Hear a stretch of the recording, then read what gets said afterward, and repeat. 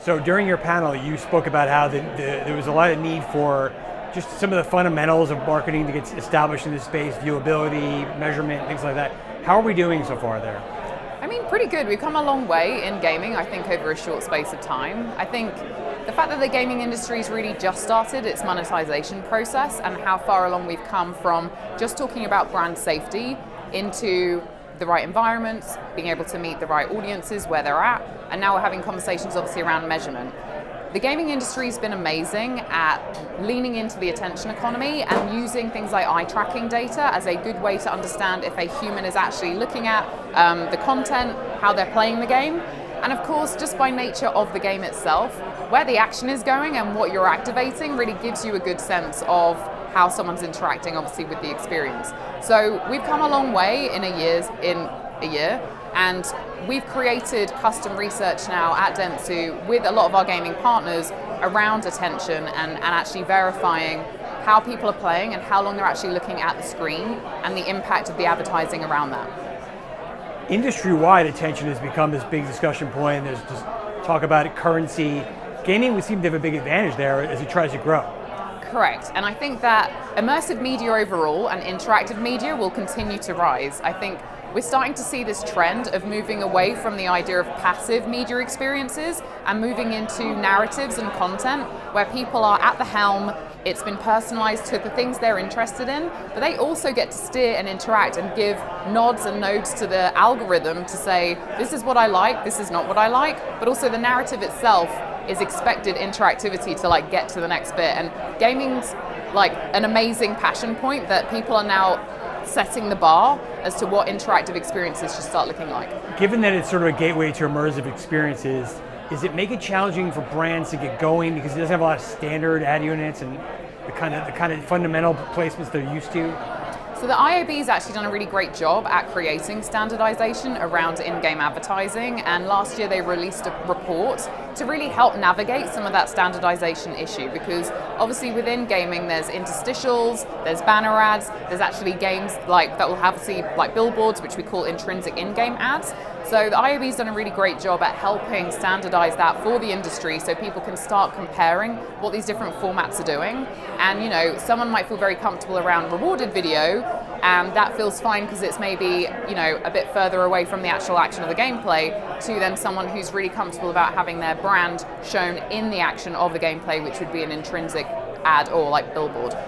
Do you still see a challenge at either agencies or brands? It's the idea of where to put gaming. Is it innovation budget? Is it TV? Is it video? Do you see that challenge, and what do we do about that? Yeah, absolutely. It's a great question. So I'm an innovation person at heart, so I'm a big fan of the 70-20-10 rule. And I think when you're starting out in gaming, it makes sense to spend a little bit of money and test it out.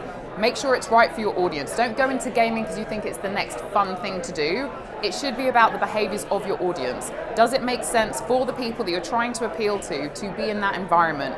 And then when you're in that environment, what are the best ways that you can show up in a brand as a meaningful way? So it's not just about putting, say, a static image into a game and expecting that to do everything. What is your holistic plan around that? So are you looking at multiple titles? Are you showing up in different areas, including things like Twitch and supporting the community, not just the gameplay? So I think when brands are starting out, they should start small, they should test, but doing one test doesn't mean you've got into gaming. It has to be an always-on approach, and then understand where are those beats that make sense for your brand. So is it aligning with a big game? Is it aligning with a big event? Is it aligning with an esports league? But also, what are those steady beats? So programmatic teams have actually been really great at leaning into in-game ads. And I think that what we're going to start to see is brands really understanding more around what are those big, powerful PR moments, and then what is that steady drumbeat of always on that is really required to have impact. Can you think of any examples, whether clients or not, of recent advertisers who have mastered this walk, crawl, run kind of thing you're describing?